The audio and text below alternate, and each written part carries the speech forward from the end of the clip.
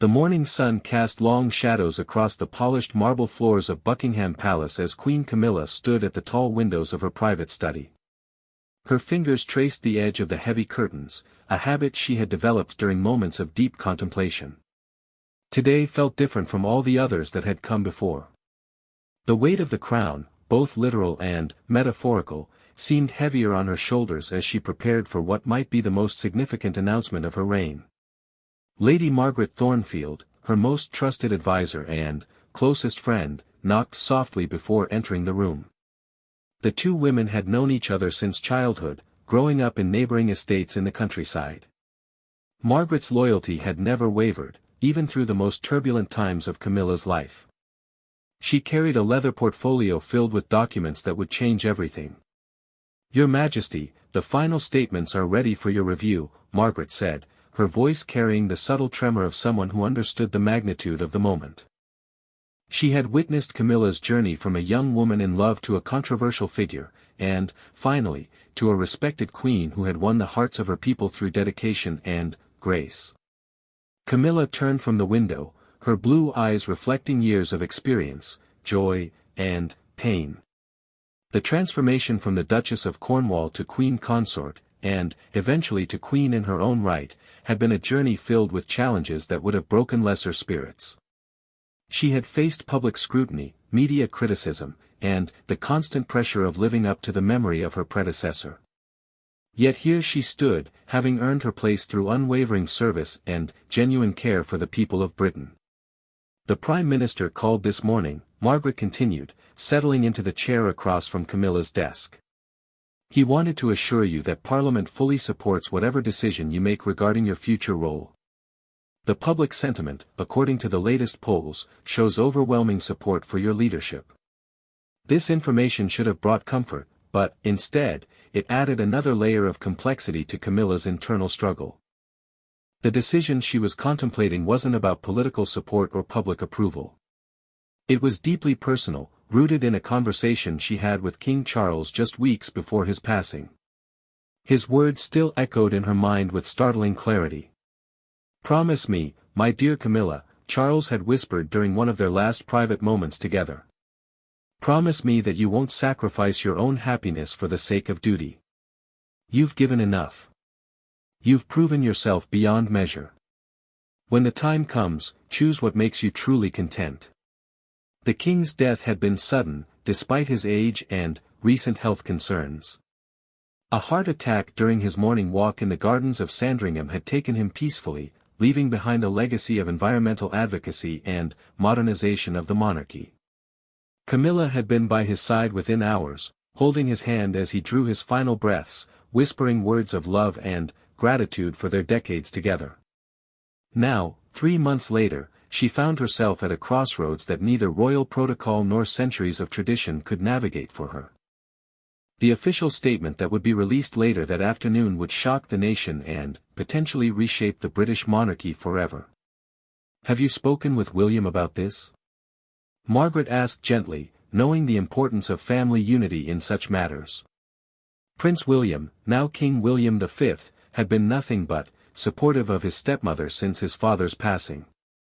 The relationship between them had evolved from polite tolerance to genuine affection and mutual respect over the years. "We had a long conversation yesterday evening," Camilla replied, finally, moving away from the window to sit behind her desk. "He understands my reasoning, though I can see the concern in his eyes. Catherine has been wonderful as well. They both assured me that whatever decision I make, they'll support me publicly and privately." The conversation with William had been emotional and honest. He had expressed his gratitude for everything Camilla had done for his father and for the monarchy itself. She had helped modernize the institution while maintaining its dignity and relevance in the 21st century. Her charitable work, particularly with literacy programs and domestic violence awareness, had brought renewed purpose to the royal family's public service. "The children have been asking questions," Camilla continued, referring to William and Catherine's 3 children. "George, in particular, seems to sense that something significant is happening. He asked me yesterday if I was sad about something.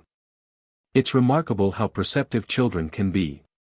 Prince George, now a teenager and heir to the throne after his father, had developed a special bond with Queen Camilla. She had often taken time to explain royal duties and history to him, preparing him for his future role while ensuring he maintained a normal childhood as much as possible. Princess Charlotte and Prince Louis also held special places in her heart, representing the future of the monarchy and the hope for continued relevance in an ever-changing world. Margaret opened her portfolio and spread several documents across the desk. The legal team has reviewed everything multiple times. The precedent isn't common, but it's not unprecedented either. Queen Christina of Sweden abdicated in 1654, and, more recently, Queen Beatrix of the Netherlands stepped down in 2013 to make way for her son. The comparison to other European monarchies had been part of the extensive research conducted over the past month. Camilla's decision hadn't been made hastily or without considerable thought about its implications. She had consulted historians, constitutional experts, and trusted advisors before reaching her conclusion. The difference, Camilla pointed out, is that I'm not abdicating in favor of a direct descendant. I'm stepping aside for my stepson, which adds complexity to the situation. This technicality had required careful legal consideration. While William was already king, Camilla's role as Queen Dowager came with certain ceremonial duties and constitutional responsibilities that would need to be formally transferred or dissolved. The legal framework existed, but it hadn't been used in precisely this manner before. The Archbishop of Canterbury has blessed the decision, Margaret added, knowing how important religious approval was to Camilla. He believes that your choice demonstrates the same selfless service that has characterized your entire reign. The Archbishop's support had been crucial.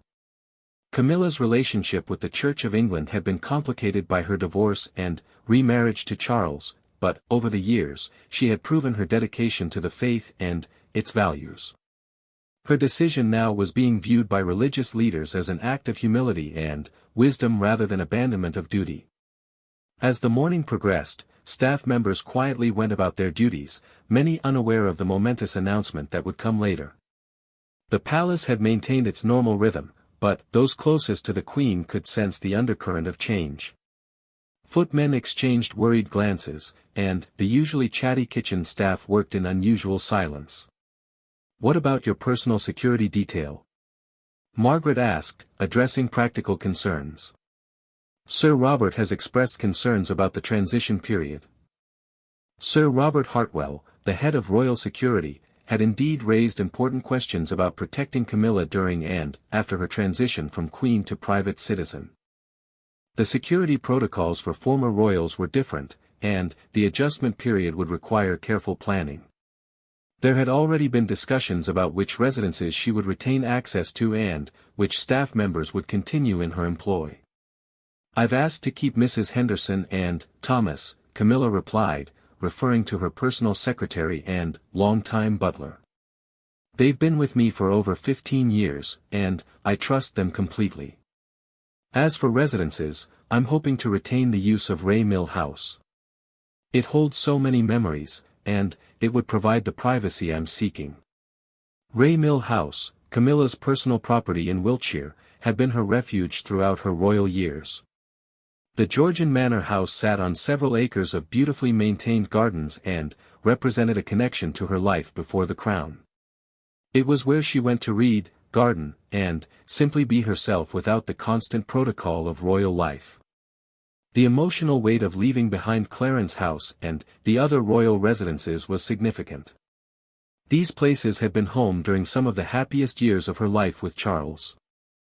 Every room held memories of conversations, celebrations, and quiet moments together.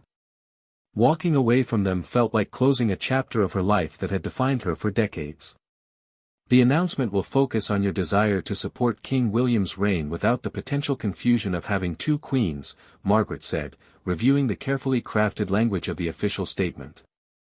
"It emphasizes your ongoing commitment to the charitable causes you've championed while allowing you the freedom to pursue personal interests." The wording had been debated extensively.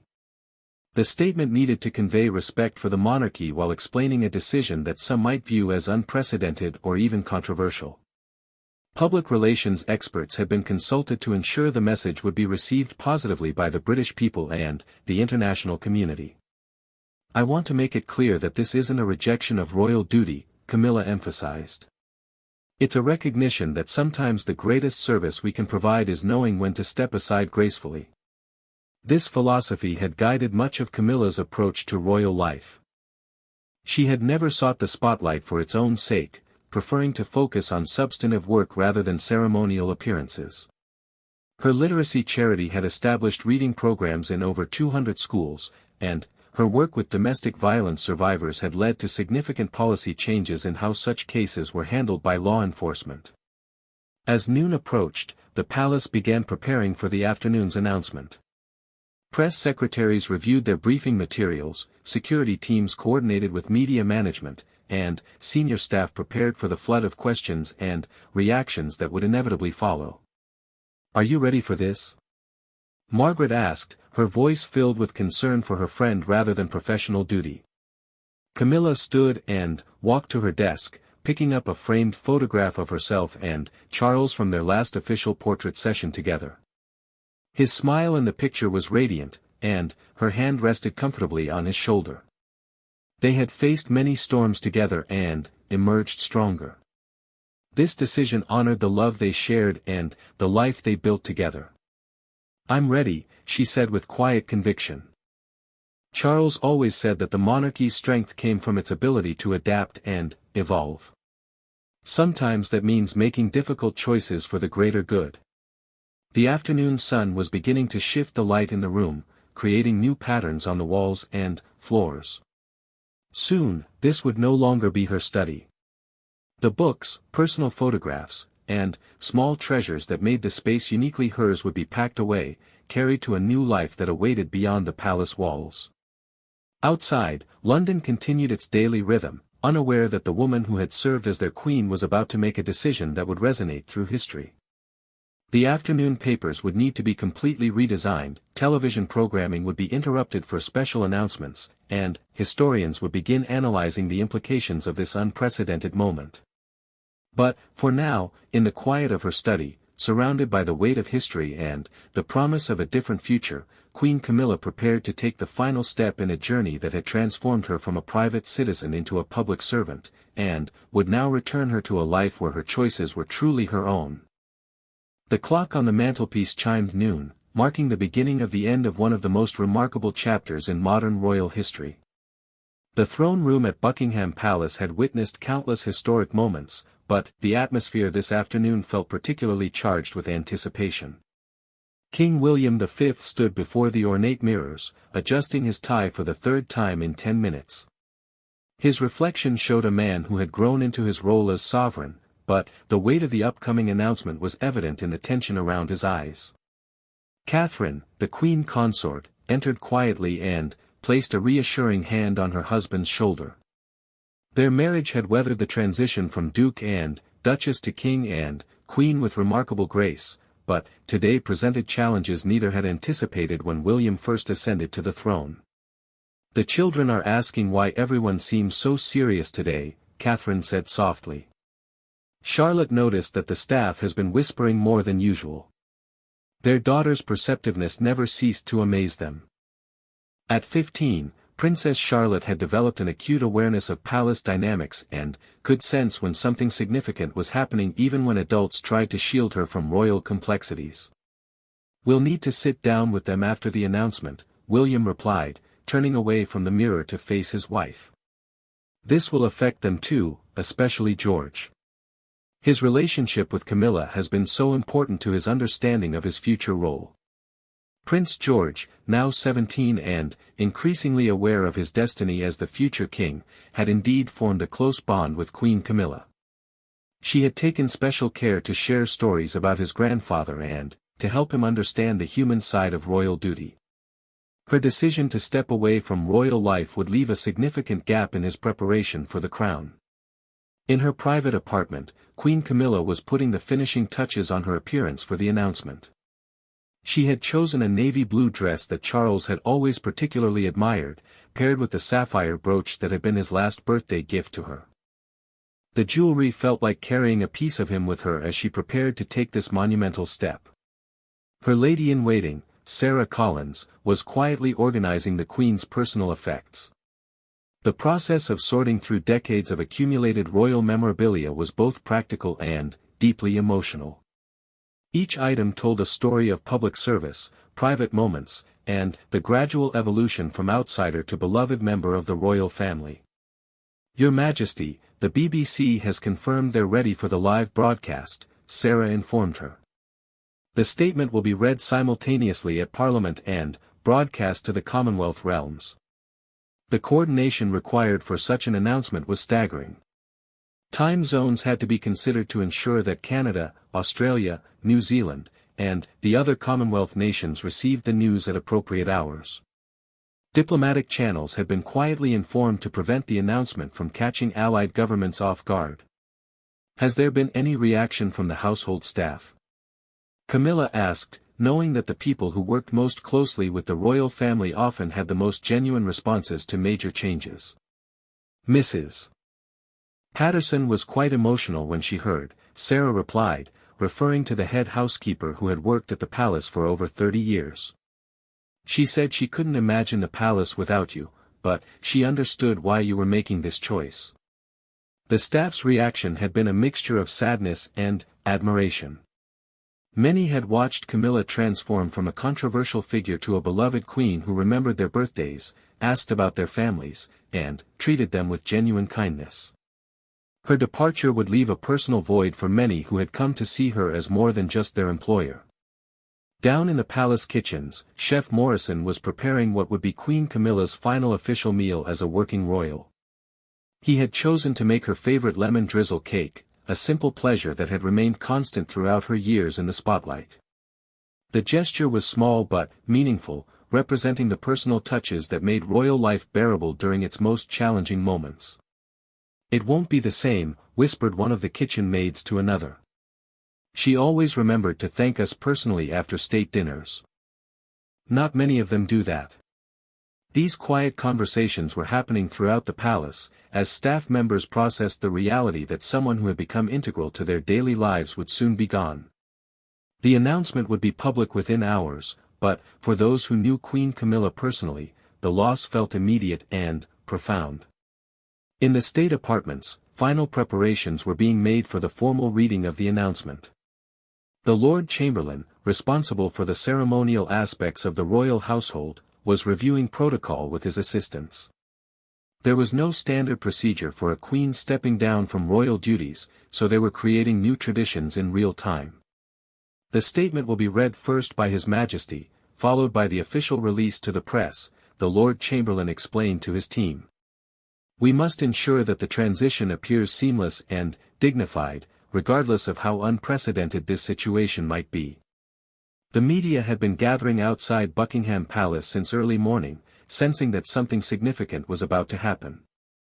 Royal correspondents had learned to read the subtle signs that indicated major news was imminent. The increased security presence, the arrival of senior government officials, and the scheduling of an unplanned broadcast had all pointed to a substantial announcement. Inside the palace press office, Communications Director James Mitchell was fielding calls from news organizations around the world. The international interest in British royal affairs meant that this story would dominate headlines from Tokyo to New York. Television networks were clearing their schedules, and newspaper editors were holding front pages for what promised to be the biggest royal story since King Charles's death. "We're expecting questions about the Queen's health, about family conflicts, and about the future of the monarchy itself," Mitchell briefed his team. "Our responses need to emphasize that this is a personal decision made with the full support of the royal family and, in the best interests of the institution." The speculation that would follow the announcement was inevitable, but the palace was determined to control the narrative as much as possible. They had learned from past royal crises that clear, consistent messaging was essential to maintaining public confidence in the monarchy. Queen Camilla's personal protection officer, Inspector Davies, was quietly coordinating the changes that would take effect immediately after the announcement. Her security detail would be reduced, her transportation arrangements would be modified, and the protocols that had governed her movements for years would be dramatically simplified. "Ma'am, after tomorrow, you'll be able to drive yourself again if you choose," he mentioned during their final security briefing. It might take some adjustment after all these years. The idea of such simple freedoms was both exciting and daunting. Camilla had not driven herself anywhere in over 2 decades, had not walked into a shop without advanced security arrangements, and had not made spontaneous social plans since becoming a working royal. The prospect of reclaiming these basic human experiences was part of what made her decision feel right, despite its complexity. In the private chapel at Buckingham Palace, Queen Camilla took a few moments for personal reflection and prayer. The quiet space had been a source of comfort during difficult times, and she wanted to mark this transition with gratitude for the opportunities she had been given to serve. "Dear Lord," she whispered, "grant me wisdom in this decision and peace in the days ahead. Help the family I'm leaving behind to continue the good work we've shared, and help me find new ways to serve in the life that awaits me." Her faith had been tested and strengthened throughout her royal years. The criticism she had faced, the public scrutiny of her marriage, and the constant pressure to prove herself worthy of the crown had all been endured with the support of her spiritual beliefs. Now those same beliefs were guiding her toward a different path. Meanwhile, Prince George was in his study, ostensibly working on his university applications but actually worrying about what the family meeting called for later that afternoon might reveal. He had overheard fragments of serious conversations between his parents and had noticed that Queen Camilla seemed more reflective than usual during their recent interactions. "Do you think something's wrong with Grandmama Camilla?" he asked his sister Charlotte when she knocked on his door. "I don't think she's ill," Charlotte replied thoughtfully. "But something is definitely happening. Mother looked like she'd been crying this morning, though she tried to hide it." The younger generation of royals had grown up with Camilla as a constant, loving presence in their lives. She had been the one to explain difficult concepts about royal duty, to listen to their concerns about growing up in the public eye, and to provide the kind of unconditional support that helped them navigate their unique circumstances. Prince Louis, now 12 and still largely sheltered from the complexities of royal life, was perhaps the most oblivious to the day's significance. He was more concerned with his football practice that evening and whether he would be allowed to attend his friend's birthday party over the weekend. His innocence served as a reminder of what Camilla hoped to protect by making her decision before family dynamics became more complicated. As the afternoon progressed, senior members of Parliament began arriving at Buckingham Palace for private briefings about the announcement. The Prime Minister had already been informed, but other political leaders needed to understand the constitutional implications of the Queen's decision. "This won't affect the line of succession," the constitutional expert explained to the gathered officials. "King William remains king, and his children remain next in line. What changes is the ceremonial role of Queen Camilla and her official duties." The political ramifications were relatively minor, but the symbolic impact would be enormous. Queen Camilla had become a stabilizing figure for the monarchy, proof that the institution could evolve and accept change while maintaining its essential dignity and purpose. In the nearby Wellington Barracks, members of the Queen's Guard were being briefed about security changes that would take effect after the announcement. The protocols that had protected Queen Camilla would be modified, and new arrangements would need to be implemented almost immediately. The ripple effects of her decision extended far beyond the immediate royal family. Hundreds of people whose jobs involved supporting her official duties would need to transition to new roles or find new employment. Charitable organizations that had benefited from her patronage would need to adapt to her changed status. "The Queen has asked that her patronages be offered to other working royals," Margaret explained to the charity's liaison officer. "She wants to ensure that the important work continues even as her role changes." This concern for the continuation of her charitable work demonstrated Camilla's genuine commitment to the causes she had championed. Rather than simply walking away, she was carefully planning for the transition to ensure minimal disruption to the organizations that depended on royal support. As 4 o'clock approached, the moment for the announcement drew near. Television cameras were positioned, international media had taken their places, and millions of people around the world were about to learn of a decision that would reshape the British monarchy. Queen Camilla stood before her mirror one last time as a working royal, seeing not just her reflection but the entire journey that had brought her to this moment. The woman looking back at her had been transformed by years of service, tested by unprecedented challenges, and ultimately embraced by a nation that had learned to love her authenticity and dedication. In just minutes, everything would change, and a new chapter would begin for both the monarchy and for the woman who had served it with such unexpected grace and dignity. The red light on the BBC camera signaled that millions of viewers were now watching as King William V approached the podium in the blue drawing room of Buckingham Palace. His hands held the official statement that would change everything, and, despite years of public speaking experience, he felt the gravity of this particular moment more acutely than any previous royal address. "My fellow citizens of the United Kingdom and the Commonwealth realms," William began, his voice steady but carrying an undercurrent of emotion. "I speak to you today to share an announcement of great personal significance to our family and, we believe, to the future of our monarchy." In living rooms across Britain, televisions fell silent as families gathered to hear what their king had to say. The timing of the broadcast had been carefully chosen to reach the maximum number of people, and the early evening hour meant that children were home from school and adults were beginning to settle in for the night. "Her Majesty Queen Camilla has informed me of her decision to step down from her official royal duties, effective immediately.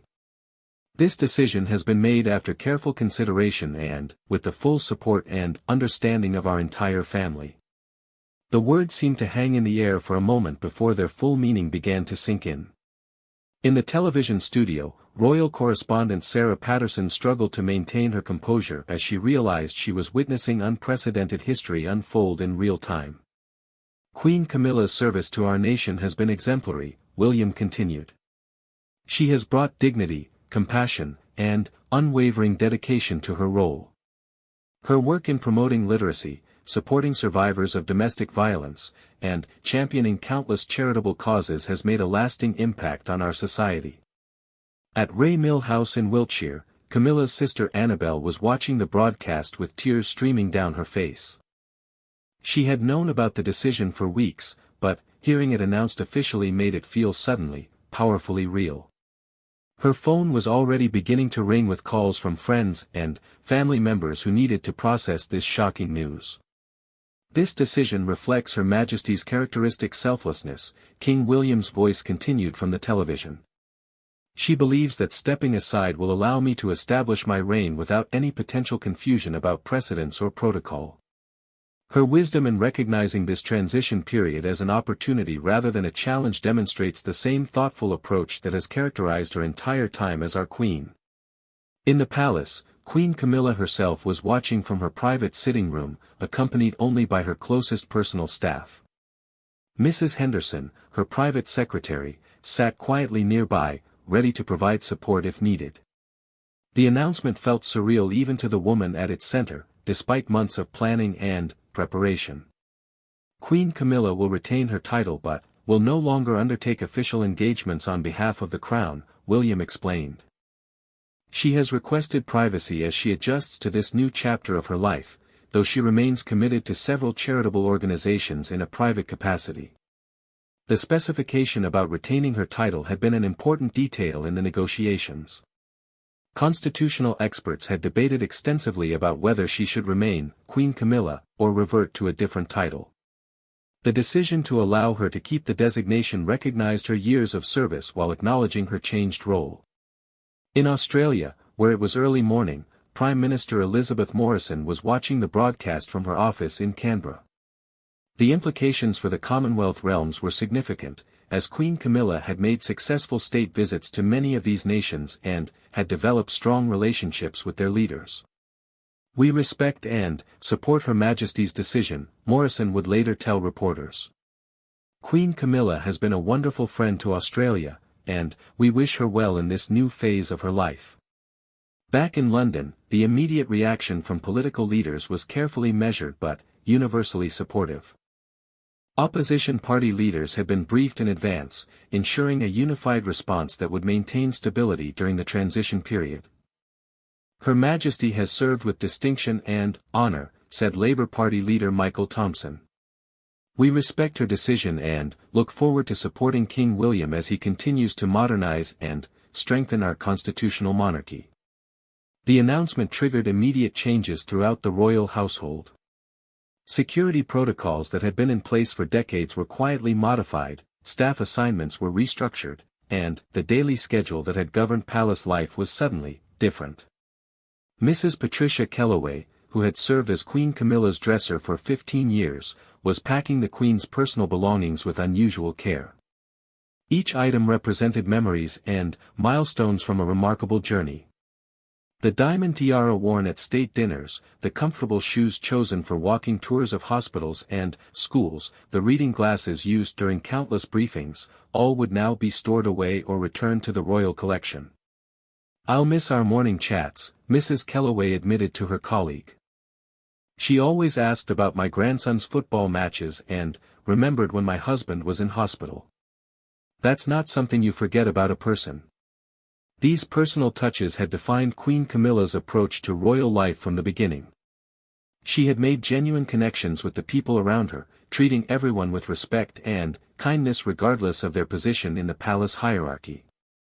At St. James's Palace, Prince Edward and Sophie, the Duke and Duchess of Edinburgh, were discussing how to redistribute some of Queen Camilla's patronages among the remaining working royals. The couple had already indicated their willingness to take on additional responsibilities to ensure continuity for the organizations that would be affected. "The Literacy Foundation will be the most challenging to replace," Sophie observed. Camilla's personal investment in that cause was extraordinary. She knew the details of individual programs and had relationships with educators across the country. Princess Anne, ever practical, was reviewing the ceremonial implications of the change. As the Princess Royal, she would likely need to take on some of the formal duties that Queen Camilla had performed, particularly those related to military patronages and Commonwealth events. "We'll manage," and told her staff with characteristic directness. "The work is what matters, not who performs it." In the days immediately following the announcement, letters and flowers began arriving at Buckingham Palace in unprecedented numbers. The British public's response was overwhelmingly positive, with messages expressing gratitude for Queen Camilla's service and understanding for her decision. Mary Thompson, a retired teacher from Yorkshire, wrote, "Your Majesty brought such warmth and humanity to the role. You showed us that being royal doesn't mean being perfect, it means being dedicated to serving others. Thank you for everything you gave us." Similar sentiments poured in from across the United Kingdom and the Commonwealth realms. The letters revealed how deeply Queen Camilla had connected with ordinary people during her years of service. Her approachability and genuine interest in their concerns had created bonds that transcended traditional royal protocol. The international media reaction was immediate and intense. French newspaper Le Figaro called it an act of grace that honors both the woman and the institution. German Chancellor Angela Weber issued a statement praising Queen Camilla's wisdom and selfless dedication to duty. American television networks interrupted regular programming to cover the story, with royal experts providing analysis of what the change might mean for the future of the British monarchy. The global fascination with the royal family meant that this story dominated international news cycles for days. "This is unprecedented in modern times," explained Dr. Robert Matthews, a royal historian at Cambridge University, during a BBC interview. "Queen Camilla has essentially created a new model for how senior royals can transition out of public life while maintaining their dignity and the respect of the people they served." In the weeks following the announcement, Queen Camilla began the careful process of winding down her official duties. Her final public engagement as a working royal was a visit to a literacy centre in East London, where she had launched a reading programme 5 years earlier. The children at the centre, many from disadvantaged backgrounds, had prepared a special presentation for her. 8-year-old Amara, whose reading skills had dramatically improved through the programme, presented Queen Camilla with a handwritten story about a kind queen who helped children learn to love books. "Thank you for teaching us that reading opens doors to anywhere we want to go," Amara said, her words carrying a wisdom beyond her years. Queen Camilla's eyes filled with tears as she accepted the gift, knowing that moments like this made all the challenges and sacrifices of royal life worthwhile. The work would continue without her, but she would carry the memory of these connections forever. Her final state engagement was a dinner for visiting European dignitaries, an event she had hosted countless times with grace and skill. Foreign ambassadors and heads of state expressed their appreciation for her years of diplomatic service, acknowledging her role in strengthening international relationships. "Your Majesty has been a wonderful friend to our nation," said the French ambassador. "Your warmth and intelligence have made every diplomatic interaction a pleasure." As the formal dinner concluded, Queen Camilla walked through the state rooms of Buckingham Palace one last time as a working royal. The portraits of previous monarchs seemed to watch her passage, and she felt a profound connection to the centuries of service that had taken place within these walls. The staff lined up in the Grand Hall to bid her farewell, a traditional honor normally reserved for visiting heads of state. The gesture was unprecedented but felt entirely appropriate for a woman who had earned their respect through years of kindness and consideration.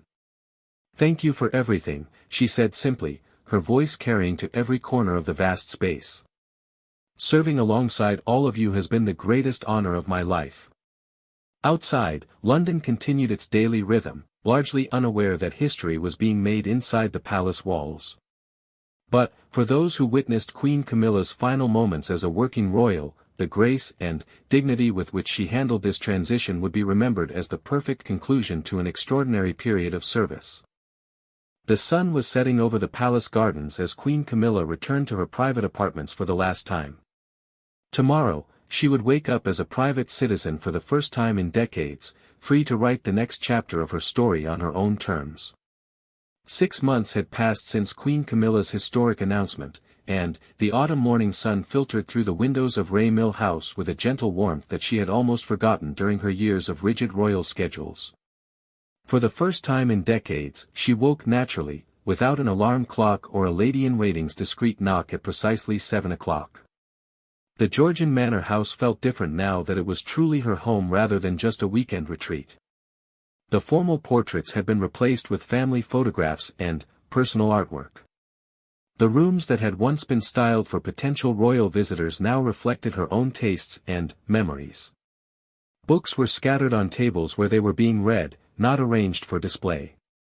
Mrs. Henderson still came twice a week to help with correspondence, but the mountain of official papers and state documents had been replaced by letters from friends, invitations to private dinners, and requests from charities hoping she might consider patronage in her new private capacity. "The Literacy Foundation would like to know if you'd consider becoming an honorary patron," Mrs. Henderson mentioned as they reviewed the morning's mail over tea in the kitchen rather than the formal dining room.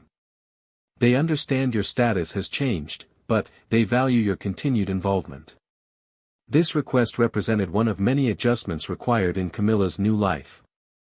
Organizations she had supported as queen now needed to navigate the delicate protocol of maintaining relationships with someone who was no longer a working royal but retained enormous respect and influence. "I'd be happy to help them in a private capacity," Camilla replied, stirring honey into her tea. "The work itself hasn't become less important just because my title has changed." The transition had been smoother than anyone anticipated, largely due to careful planning and the genuine support of the royal family. King William had handled the redistribution of his stepmother's patronages with sensitivity, ensuring that her departure didn't damage the organizations she had worked so hard to support. Catherine, now fully established as queen consort, had taken on several of Camilla's former roles with enthusiasm and skill. The literacy programs had been transferred to her patronage, and she had visited many of the schools and libraries that Camilla had championed, often mentioning her predecessor's foundational work in these areas. "Queen Catherine asked me to give you her regards," Mrs. Henderson continued. "She said the reading program in Birmingham that you launched is expanding to 3 new schools this year." This news brought genuine satisfaction to Camilla. The continuity of the work mattered more than personal recognition, and, seeing Catherine embrace these causes with such dedication validated her decision to step aside when she did. The relationship between the two women had evolved beautifully during the transition period. What had begun as polite cooperation had deepened into genuine friendship and mutual respect. Catherine often called for advice about handling difficult situations, and Camilla appreciated being consulted without being responsible for final decisions. At Buckingham Palace, King William was conducting his first autumn audience with the Prime Minister since his stepmother's departure. The transition of power had been remarkably smooth, with William demonstrating increased confidence and authority in his role. "Your Majesty seems more comfortable in recent months," observed the Prime Minister during their private conversation. "The Queen's decision appears to have had positive effects." William nodded thoughtfully. "Camilla's wisdom in stepping aside when she did allowed me to establish my own rhythm and style without any confusion about roles or precedents. Her gift to me was the space to become the king I needed to be." This perspective had emerged gradually over the months following Camilla's announcement. Initially, William had worried about losing her counsel and experience, but he had discovered that her support continued in private while his public authority was unambiguous. The polls showed increasing approval ratings for King William's reign, with particular praise for his handling of environmental issues and his more relaxed approach to royal protocol. The monarchy felt more modern and accessible while maintaining its essential dignity and tradition. Back at Ray Mill House, Camilla was preparing for an afternoon visit from Prince George, who had requested a private conversation about his upcoming university choices. Their relationship had remained close despite her changed status, perhaps even strengthened by the removal of formal protocol from their interactions. "Grandmama Camilla," George said when he arrived, using the informal title he had always preferred, "I wanted to ask your advice about studying history versus politics at university." The young prince looked remarkably like his grandfather Charles at the same age, and Camilla felt a familiar pang of love and concern for the burdens he would eventually carry. Her freedom from those burdens made her counsel perhaps more valuable, as she could now speak purely from experience without any institutional pressure. "What does your heart tell you?" she asked, leading him to the garden where they could walk and talk without any possibility of being overheard. "Your grandfather always said that passion makes the best preparation for any duty." They spent 2 hours discussing not just university courses but life, duty, and the balance between personal happiness and public service. George valued these conversations enormously, as Camilla was perhaps the only person who could speak about royal life from the perspective of someone who had both embraced and voluntarily left it behind. "Do you ever regret your decision?" George asked as they settled on a bench overlooking the rose garden. Camilla considered the question carefully.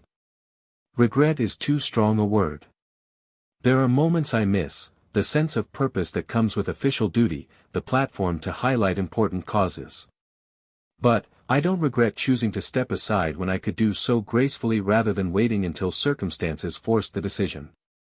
This conversation reflected a maturity and perspective that had emerged during her months of private life.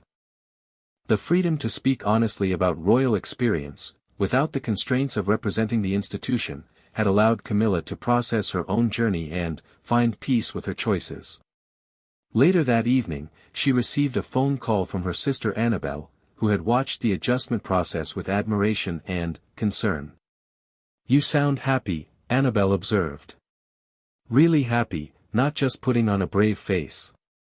"I am happy," Camilla replied, surprising herself with the certainty in her voice. "For the first time in years, I'm living at my own pace, making my own choices. I loved my time as queen, but I love this freedom even more." The conversation continued for over an hour, covering topics they hadn't had time to explore during the busy years of royal duty. They planned a trip to Italy together, something that would have required months of security planning and diplomatic coordination during Camilla's royal years but could now be arranged with a simple phone call to a travel agent. In London, the autumn social season was beginning, and the royal family was preparing for the state opening of Parliament. Queen Catherine would accompany King William for the first time as his queen consort, wearing a tiara that had previously belonged to Queen Camilla. The symbolism was carefully managed but genuinely meaningful. Catherine had specifically requested to wear Camilla's former tiara as a tribute to her predecessor's service and as a symbol of continuity within change. "It feels right," Catherine told her dresser as the diamond tiara was carefully positioned. "She wore it with such dignity, and I hope to honor that legacy." The media coverage of the state opening focused on this transition, with royal commentators noting how seamlessly the ceremonial roles had been transferred. The monarchy appeared stronger rather than diminished by Queen Camilla's departure, which validated her belief that knowing when to step aside was itself an act of service. Meanwhile, Camilla was spending her evening reading by the fire, a simple pleasure that had been rare during her royal years.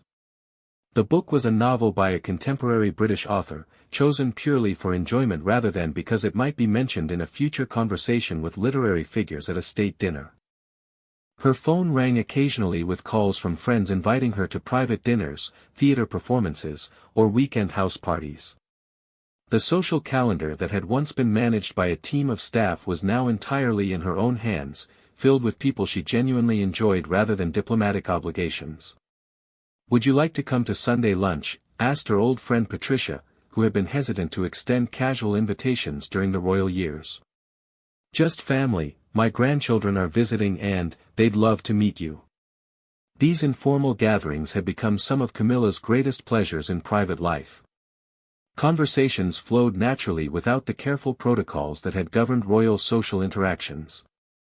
Children spoke to her without rehearsed presentations, and adults relaxed into genuine friendship rather than formal deference. As winter approached, Camilla began planning her first Christmas as a private citizen since the 1990s. The royal family had invited her to join them at Sandringham, as had several friends who knew the holiday season might be emotionally challenging. "I think I'd like to host Christmas here," she told Mrs. Henderson. "Something small and intimate with close family and friends." The idea of creating her own Christmas traditions felt revolutionary after decades of participating in the formal royal celebrations. She could choose the menu, decide on decorations, and invite whomever she wished without considering protocol or public expectations. Her son Tom and daughter Laura enthusiastically embraced the idea, along with their families. The grandchildren were particularly excited about the prospect of a more relaxed Christmas celebration where they could simply be themselves rather than representing the family at formal gatherings. "Mummy, this will be the first Christmas where we don't have to worry about proper behavior for the cameras," Laura laughed during their planning phone call. "The children are already making plans for a proper snowball fight if the weather cooperates." As December arrived, Ray Mill House was transformed for the holidays with decorations that reflected Camilla's personal taste rather than royal tradition. The Christmas tree was slightly crooked because she had insisted on cutting it down herself from the property's woodland. The wreaths were made from garden greenery rather than formal arrangements provided by royal florists. On Christmas Eve, as she prepared for her guests to arrive the following day, Camilla walked through the house that had become truly her own. The photographs on the mantelpiece showed decades of family memories, including many precious moments with Charles and happy times during their royal years together. She paused at a particular favorite, a candid shot taken during one of their last private moments together before his death. They were laughing at something one of the grandchildren had said, and their faces showed the deep contentment of a couple who had weathered many storms and emerged stronger. "Thank you for understanding," she whispered to the photograph. "For encouraging me to choose happiness when the time was right." The snow began to fall as evening approached, creating the perfect setting for what would be her first Christmas as simply Camilla rather than Queen Camilla.